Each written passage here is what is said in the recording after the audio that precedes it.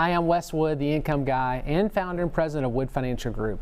And for nearly 20 years, I've specialized in helping hardworking Tennesseans just like you reach their retirement goals through income-based financial strategies. And if you're looking for the right solutions to achieve your own financial goals, you're in luck. At any time during today's show, you can reach out to me at retiretv.com or by calling 855-776-0614. Retirement is no game, but preparing for retirement is, in many ways, a matter of knowing the right answers to the right questions. And we're going to share some of those questions today and let you take the Retirement Readiness Quiz. We'll also talk about why each of these 5 questions is so important. Number 1, do you know your retirement goals? 2, are you mentally ready to retire? 3, do you have a plan for Social Security? 4, do you have a plan for required minimum distributions? And 5, have you made the shift from growth to income? And David Scranton joins us again this week. He's an investing for income specialist with over 30 years in the business. He's also a best-selling author and a TV host. But first, let's take a closer look at the first 2 quiz questions. Do you know your goals? And are you mentally ready? You know, we're programmed to think at 65, that's the normal retirement age for retirement. And practically speaking, it's reasonable. First, you're eligible to take Social Security. You got Medicare, it kicks in, and you're still young enough to be fairly active.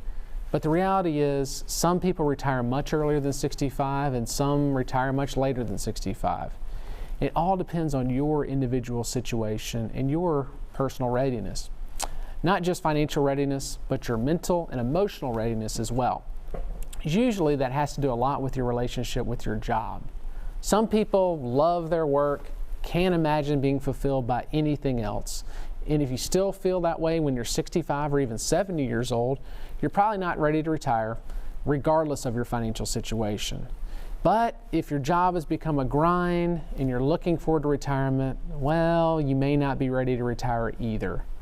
People who just retire to get away from work often end up regretting it because they're not sure how to fill in all those empty hours now that they're retired. That's why it's so important to have the right answer to that first quiz question, do I know my retirement goals? And the right answer is yes. Think about it. If you know your goal is to buy a boat and to sail that boat around the world, you know specifically how much money you need to have in order to gauge your retirement readiness. You know you need to save a certain amount to purchase this boat. You need to have enough income to fund the trip. Plus, you know you need to be physically and mentally prepared for it. By the same token, if your goal includes more conventional things like a lot of my clients, golfing, fishing, traveling, spending time with grandkids, you need to also give you a retirement readiness gauge. And this gauge applies to both your financial readiness and your mental readiness. It may seem trivial, but the reality is so many people aren't mentally ready to end up struggling in retirement regardless of their financial readiness. But right now, I want to welcome David Scranton. He's the founder of Sound Income Strategies and the founder of the Retirement Income Store. Hey, Dave, thanks again for being back on the show this week. Wes, it's great to see you again, as usual. Yes, sir. And, you know, I have to ask you because you always talk about the right and wrong ways to set goals. People sometimes get a little too mathematical when doing that. You care to elaborate on that for just a moment? Yeah, I mean, it's always good to take people through a goal setting process or have people sit down and think about their goals in retirement. There's different ones. There's have goals, there's become goals, and there's do goals. And until somebody can really think about what they want to do in retirement, it may be a good way to go about thinking about goals and what they want to be doing is use what we call a sensory specific way and just write down their goals and really think about them and imagine what it's like to be retired, imagine what things they want to be doing. Then, and really only then, can we put dollars behind it to fulfill those things that they want to be doing, becoming, or maybe even having. Now, I know you said before that what that does, the sensory specific aspect of it, is it really helps motivate people to make the sacrifices necessary to work toward achieving their retirement goals. But why does it have that additional psychological benefit? Well, it gives the why. And if you have a why, then it can actually give you the motivation to achieve those goals. And I've seen people take the time to think about their goals and they realize, hey, I need to maybe work a little bit longer. I need to save a little bit more. Or maybe I need to change a few different things. But the why is a big factor when it comes to obtaining those goals and what those goals are really important to them. Younger folks, their goals are maybe just to have something. For them, it could be to have a sports car. So to print off a picture of it and put it in front of the computer, and they want to have that. Well, younger people are motivated by those material things. Where a lot of my clients and folks entering retirement, it's more about what they want to become and what they want to do, which can be a little bit more complicated on setting a budget behind it. But those become and do goals are typically more aligned with folks that are older or in retirement.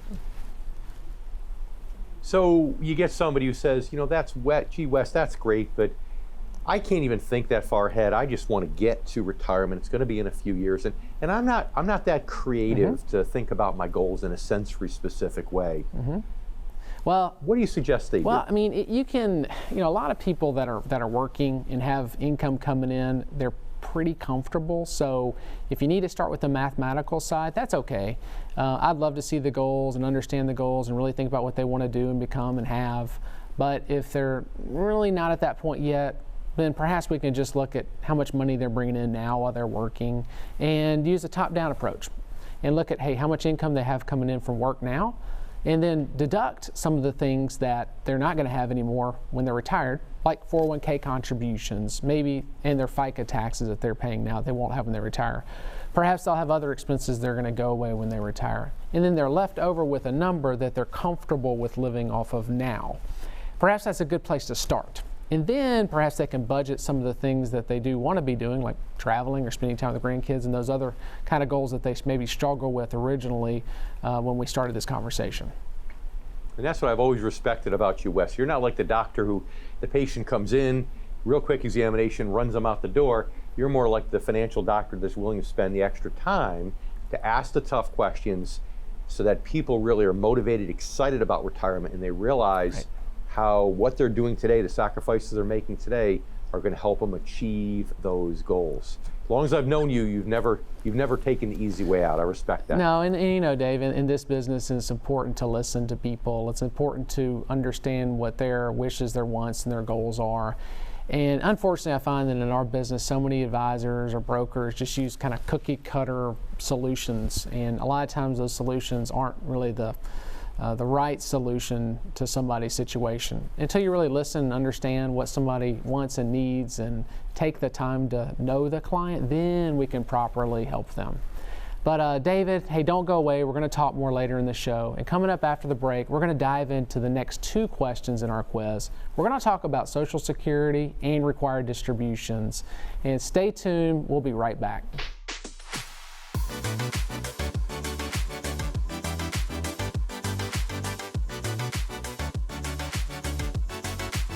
A fiduciary is someone legally obligated to act in your best interest. Doctors, lawyers, and some financial advisors are fiduciaries, but not all. When you work with Wes Wood and his team at Wood Financial Group, you are working with fiduciaries. They help clients create customized investment portfolios based off their retirement goals. If you're ready to work with a fiduciary, visit retiretv.com and schedule a free, no-obligation conversation with Wes or a Wood Financial Group advisor. Hi, I'm Wesley Wood, host of the Retirement Income Show, and I'm founder and president of Wood Financial Group. And we're a local independent financial services company that specializes in creating custom retirement solutions tailored to meet your particular needs. Visit retiretv.com to learn how we can help you create a customized retirement portfolio.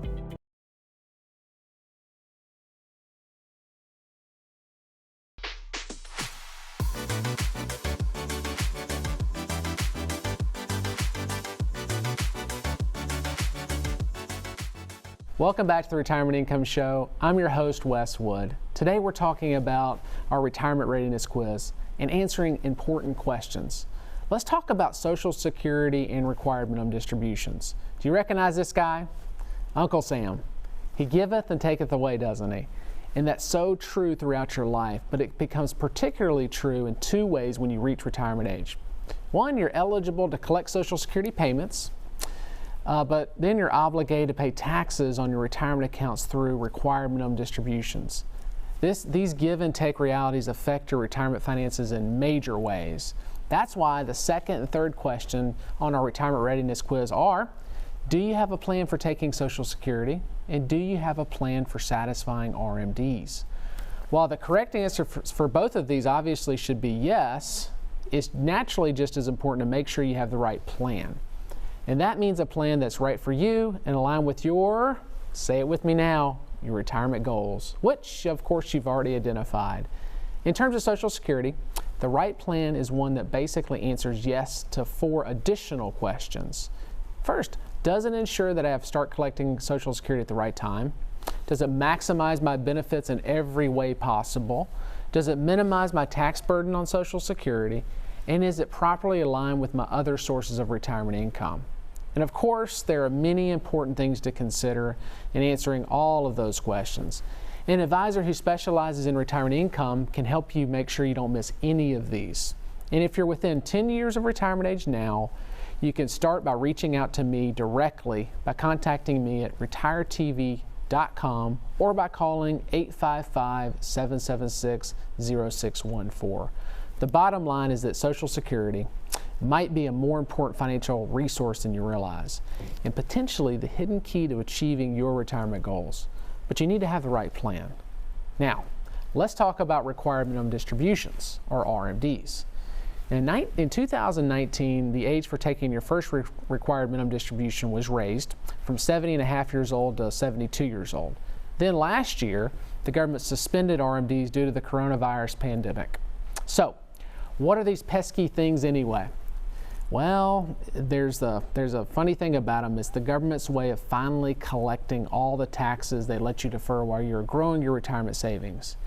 And starting at the age of 72 years old, you're required by law to start taking minimum distributions from those qualified accounts, your 401ks, your IRAs, your 457 accounts, your 403bs, and so on, and then pay taxes on them. And RMDs start at 4%, nearly 4% of your account total, and then they're going to increase as a percentage every year after that. It's no chump change. The important question is this: have you planned for RMDs? Is your asset allocation generating enough in the form of interest and dividends to satisfy those RMDs without touching your principal? And an income specialist can help you answer that question and many others.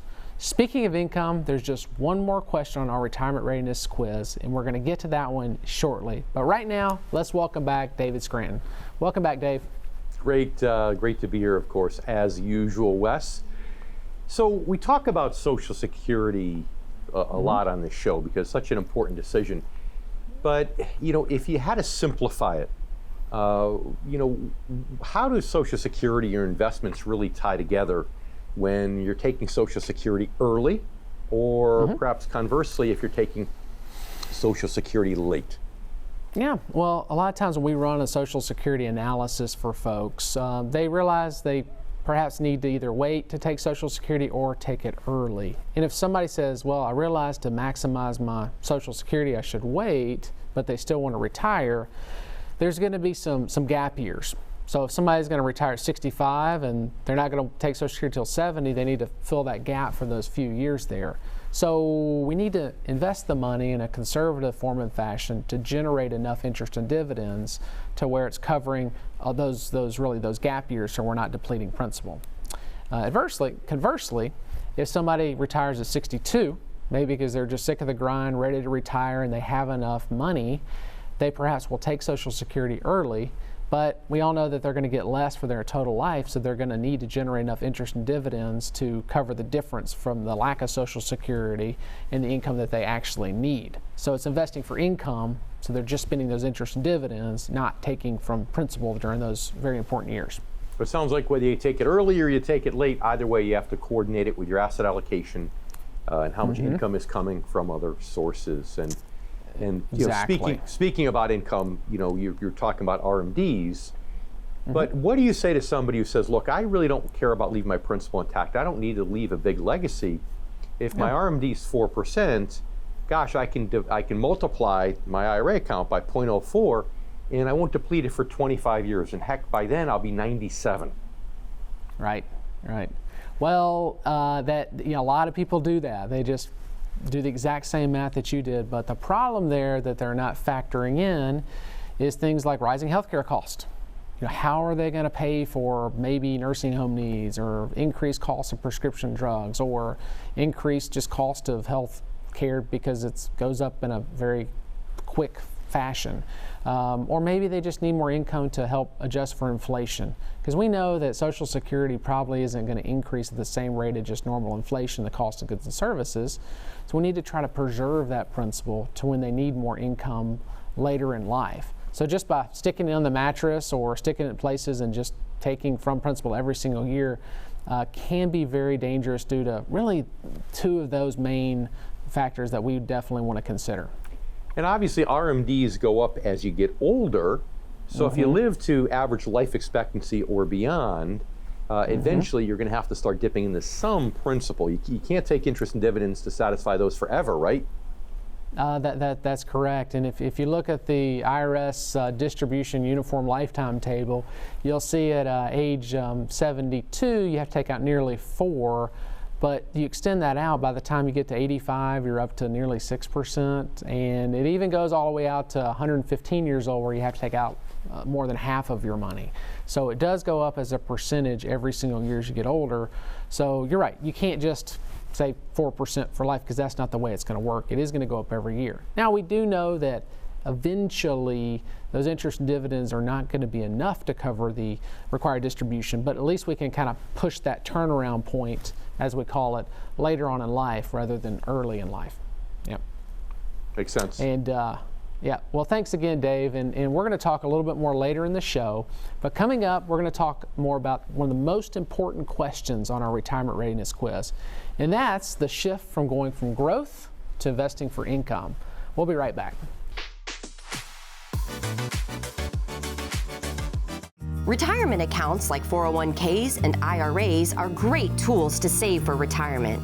They offer tax advantages to help keep more money in your pocket. But withdrawing money from your accounts can have a huge impact on your tax liability. Take money from the right account at the right time and you could minimize it. But taking money from the wrong account at the wrong time could result in a big tax burden. If you're not sure what you should do with your 401k in retirement, visit retiretv.com to schedule a free, no-obligation conversation with Wes Wood and Wood Financial Group. I'm David Scranton. During my career, I found that most baby boomers have done a great job growing their retirement savings, yet many don't know how to convert their savings into steady income. And that is why I built the Retirement Income Store, to help hardworking Americans preserve their assets and establish steady streams of income. If you're 55 or older, please claim our free Retirement Income Kit, chock full of information you need to know to get steady income during your retirement. Call 866-714-7377, online at theretirementinComeStore.com. A fiduciary is someone legally obligated to act in your best interest. Doctors, lawyers, and some financial advisors are fiduciaries, but not all. When you work with Wes Wood and his team at Wood Financial Group, you are working with fiduciaries. They help clients create customized investment portfolios based off their retirement goals. If you're ready to work with a fiduciary, visit retiretv.com and schedule a free, no-obligation conversation with Wes or a Wood Financial Group advisor.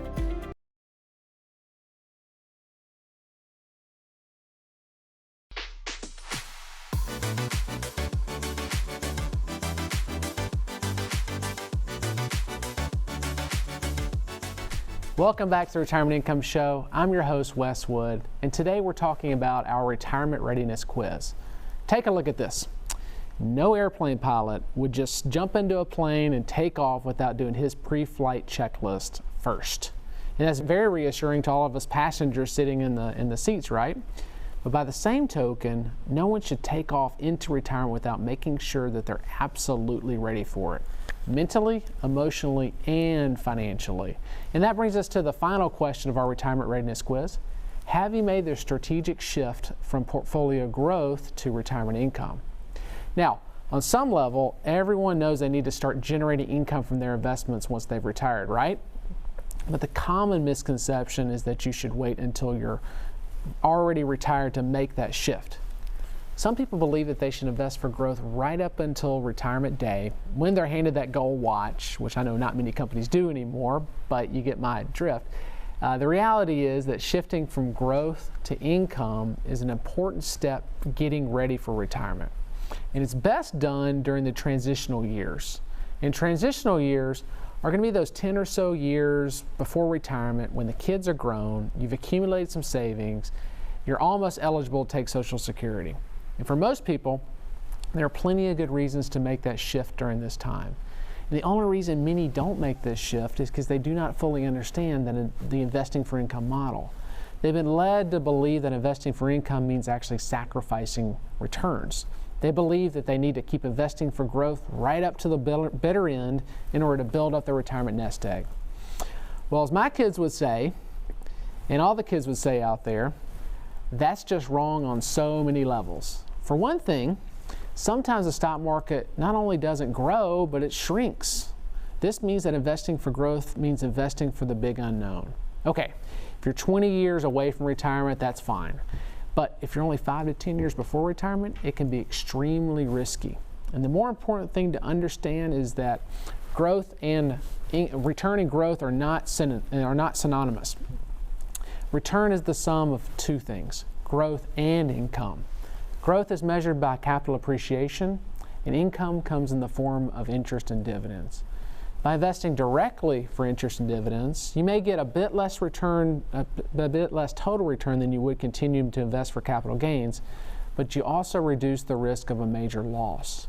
That's because investing in bonds and bond-like instruments in an income strategy are designed to protect you from market volatility and to guarantee your income return regardless of market conditions. And even better, there are certain dividend strategies that you can use to keep growing your portfolio organically through strategic reinvestment. And those can be even more effective when the market falls. The bottom line is, that's a strategy that's not only serves you well in retirement, but it's a strategy that makes you get ready for it as well. Now, discover for yourself today by reaching out to me directly at retiretv.com or by calling 855-776-0614. And we can make sure you're on the right path to a successful retirement. Now, let's welcome back David Scranton one last time. Welcome back, Dave. Thanks, Wes. But wait a minute, though. Are you trying to tell me that when your team members retire, you no longer buy them a gold watch? I mean, that's so wrong on so many levels, Wes. I'm sorry. It sure is, yeah. No gold watch for the team members when they retire. But you know what the funny thing is that when I talk to my clients that are retired, they said they don't need a watch anymore because they don't care what time it is. They can sleep as long as they want. They can do whatever they want to do. So why bother giving a gold watch away, right? That's a great point. That's a great point. And you know, but what's also wrong on so many levels is when somebody comes into your office and says, well, Wes, I've got, let's say, $1 million. I need 4% of that per year for income. Let's call it $40,000 a year. But I know for the first 20 years of the century, the market's averaged over 6% return. So if the market's averaging 6% and I'm only taking out 4% a year for income, I should be okay 20 years later, correct? Yes, I hear that often. But unfortunately, that's not the case when you're pulling money out of a portfolio. Even though the market may have averaged 6% return, it's not, as we all know, it's not 6% year over year over year. The market falls, goes up and down, and think about this. Going back 20 years or so, even a little further, if you invested $1 million and the market started dropping and you're taking $40,000 a year out of the portfolio, well, what's happening? You're now having to liquidate more shares from that portfolio in order to get to that $40,000 distribution. And it's something called reverse dollar cost averaging, which can actually be devastating and can cannibalize a portfolio over time. But if you invest for income, instead of liquidating principal when the market's down, investing for income and you're just spending the interest and dividends, even if some of those shares are maybe down in value, we don't need to liquidate because we're just spending what the income is generating. You're exactly right. Sequence of returns has a big deal to do with it when you're taking money from a portfolio. I remember you showed me a stress test you done one time for a client who retired in the year 2000. And because the market was underwater for 13 years from 2013, I remember that person had just about half of their money left 13 years later. Even though the market recovered, they didn't recover because it spent that entire time underwater. So That's right. I know you tell people now as a result of that you don't have to be anti-growth. You can still get some growth, provided that you make income the priority and growth is the secondary goal, correct? That's exactly right. Even those folks that are in those transition years, 10 years or so from retirement, that's a really good time to shift to income. But you don't have to sacrifice the what we call the organic growth in the portfolio and see the portfolio potentially build over time. Because guess what? You can take those interest and dividends, maybe from some good value-based dividend-paying stocks, and even when the market's going down some, you can just take those dividends and reinvest it. I'm 41 years old now, and I have a lot of my money in income. And you're probably looking at me like saying, well, why would you have so much in income? Because if you're reinvesting all the time, even when the market's down with those dividends, what it can do is provide a lot more income in the future for when I choose to retire one day. So even though at your age it could be okay to have growth as a priority and income second, there's still lots of good reasons to have income as the priority, even at age 41. Absolutely, and I'm not somebody that says everybody needs to be invested for income by any stretch of the imagination. If somebody is in their 20s and 30s and even 40s and they're not going to retire for many years, they can take the risk in growth. But before retirement, it's a good idea to make that transition. But Dave, thanks again for joining us today. Of course. I'm Wes Wood, the income guy. Thanks for watching. And if you have any questions about anything we've covered on today's show, please reach out to me at retiretv.com or by calling 855-776-0614. Be sure to tune in next week.